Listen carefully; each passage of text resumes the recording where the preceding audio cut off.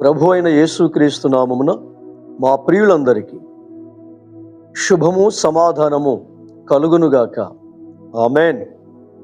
ప్రియమైన దేవుని బిడ్డలారా, ఈరోజు మన ఆత్మీయ జీవిత అభివృద్ధి నిమిత్తం మనల్ని దేవునికి దగ్గర చేసేటువంటి ఒక శ్రేష్టమైన సందేశమును క్లుప్తముగా మనము జ్ఞాపకం చేసుకుంటూ ఉన్నాం. జకర్యా గ్రంథము 9వ అధ్యాయము 9వ వచనములో ప్రభు అయిన యేసు తన ప్రయాణములో యెరూషలేము వెళ్ళాలి. అది ప్రవచనం.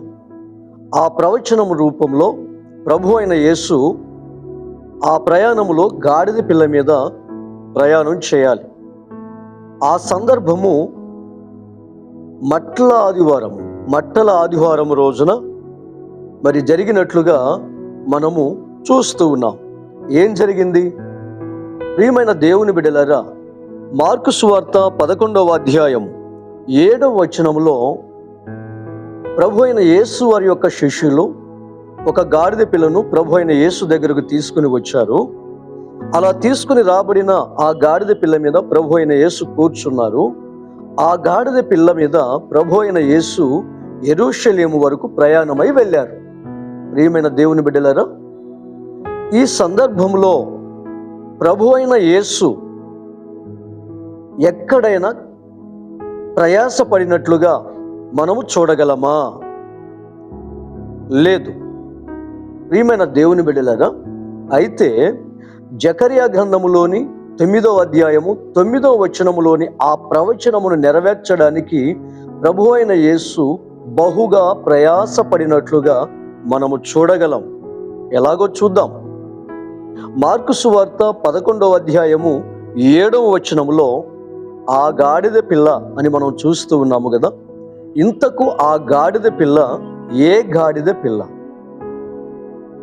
ప్రియమైన దేవుని బిడ్డలారా, మత్తయి సువార్త 21వ అధ్యాయము 2వ వచనంలో ఆ గాడిద పిల్లతో మరొక గాడిద ఉండాలి. జకర్యా గ్రంథములోని 9వ అధ్యాయము 9వ వచనము నెరవేర్చాలి అంటే ప్రభు అయిన యేసు గాడిద పిల్లను ఎక్కితే సరిపోదు. ఆ గాడిద పిల్ల దాని వెంట మరొక గాడిద ఉన్నట్టుగా ఉండాలి. ప్రియమైన దేవుని బిడ్డలారా, మత్తయి సువార్తలో చూస్తున్నాం. ఆ ప్రవచనానుసారముగా ఆ గాడిద పిల్లతో పాటు గాడిద ఉన్నట్లుగా మనం చూస్తూ ఉన్నాం. అంత మాత్రమేనా?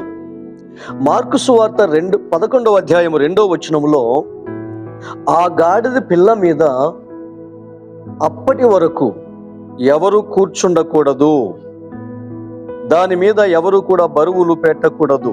ఇది ప్రవచనం.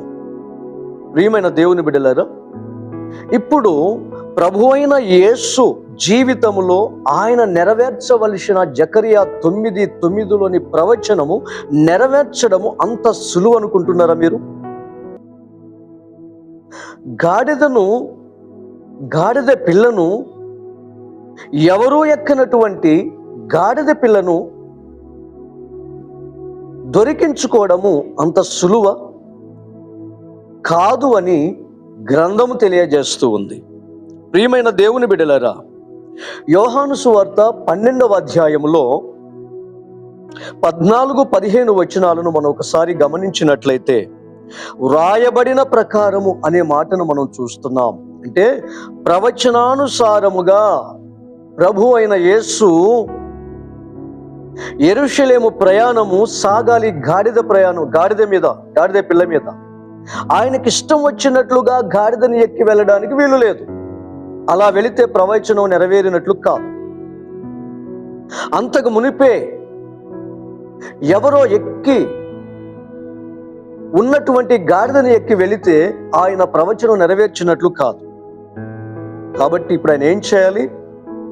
ఒక గాడిద పిల్లను కనుగోవాలి, ఒక గాడిద పిల్లను ఎక్కాలి. ఆయన ఎక్కినటువంటి గాడిద మరి ఎవరు కూడా ఎక్కడానికి వీలు లేదు. అంతకుముందు ఆ గాడిద పిల్లను తను మాత్రమే మొదటిగా ఎక్కినవాడై ఉండాలి. ఆ గాడిదను తీసుకొని వస్తున్నప్పుడు ఆ గాడిద పిల్లతో మరొక గాడిద ఉండాలి. గమనిస్తున్నారా? ప్రియమైన దేవుని బిడ్డలారా, ఇదంత సులువుగా జరిగింది కాదు అని వ్రాయబడిన ప్రకారము ఆయన ప్రవచనం నెరవేర్చాలి అంటే ఆయన ఏం చేశాడో తెలుసా? అక్కడ వ్రాయబడిన మాట, ఒక చిన్న గాడిదను కనుగోవడము అనేటువంటి సందర్భము ఎప్పుడు వింటాం ఈ మాట చెప్పండి? కనుగొన్నాం అంటే దొరకనప్పుడు వెతికి సంపాదించినప్పుడు మాత్రమే మనము కనుగొన్నాము అనే మాటను మనం ఉపయోగిస్తాం. అంటే ప్రభు అయిన యేసు జకర్యా గ్రంథములోని 9వ అధ్యాయంలోని 9వ వచనమును ఆయన నెరవేరుస్తూ ఉన్నప్పుడు ఆయన బహుగా ప్రయాసపడ్డారు.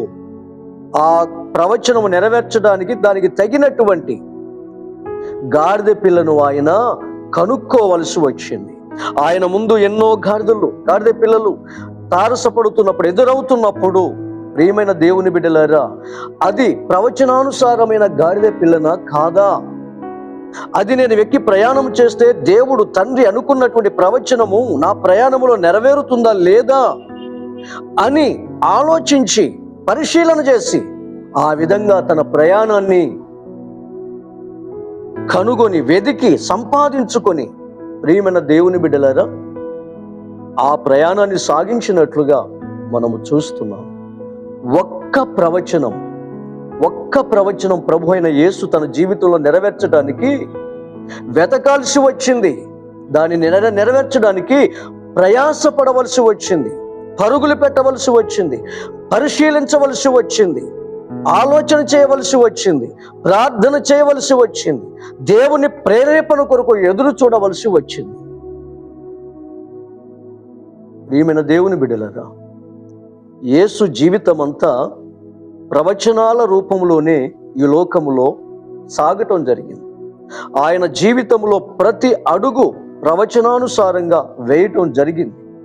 ఒక్క ప్రవచనం నెరవేర్చడానికే ఆయన వెతుకులాడుకోవలసి వస్తే, ఆయన జీవిత కాలంలో ఎన్నో ప్రవచనాలను నెరవేర్చాడు అంటే ఎంత శ్రద్ధ దేవుని లేఖనాల విషయంలో, బైబిల్ గ్రంథ విషయంలో ప్రభు అయిన యేసు ఎంత శ్రద్ధ వహించాడు.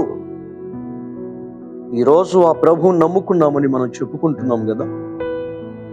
దేవుడు మనకిచ్చిన పరిశుద్ధ గ్రంథంలో ఎన్నో విషయాలు మనము నెరవేర్చవలసిన వారముగా ఉన్నాం. ఏ రోజైనా ఎప్పుడైనా ఆ గ్రంథములో ఉన్నటువంటి మనము నెరవేర్చవలసిన విషయాల విషయంలో ఏ రోజైనా వెతుకులాడామా? నేను చేస్తున్నది సరైనదా కాదా? అయిన యేసు నీకు నాకు నేర్పిస్తున్న మాట ఏంటి? ఒక్క ప్రవచనము నెరవేర్చడానికి నేను ఎంత ఒత్తిడిని ఎదుర్కొన్నానో తెలుసా? ఒకవైపు ప్రజలకు, ప్రపంచానికి ప్రభువు తండ్రిని, దేవుని ప్రేమను చూపించాలి. అలా చూపిస్తూనే తన విషయంలో దేవుడు అనుకున్న విషయాన్ని నెరవేర్చడానికి మరొక విధానములో ఎక్కడ ఉంది ఈ గాడిద?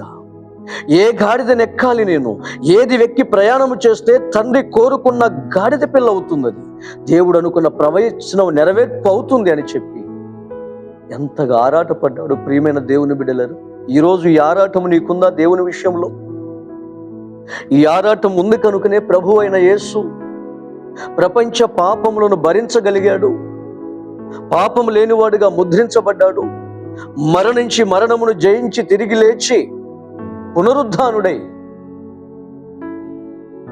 పరలోకమునకు వెళ్ళి ఈరోజు తండ్రి కుడిపార్శ్వమున కూర్చొని త్వరలో మన కొరకు రాబోతూ ఉన్నాడు.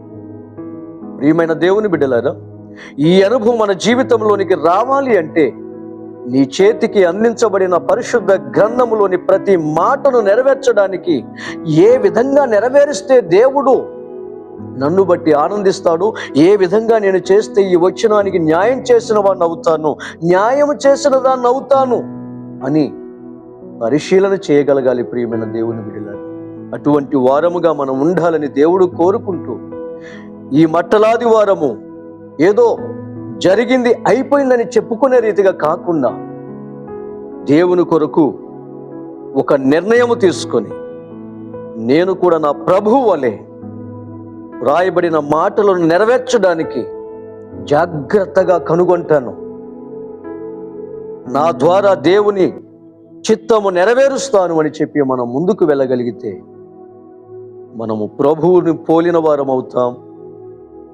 దేవుడు మనల్ని చూచినప్పుడు మనలో మరో ప్రభు అయిన యేసు, లేఖనమును నెరవేర్చిన యేసు మనలోనే కనబడతాడు.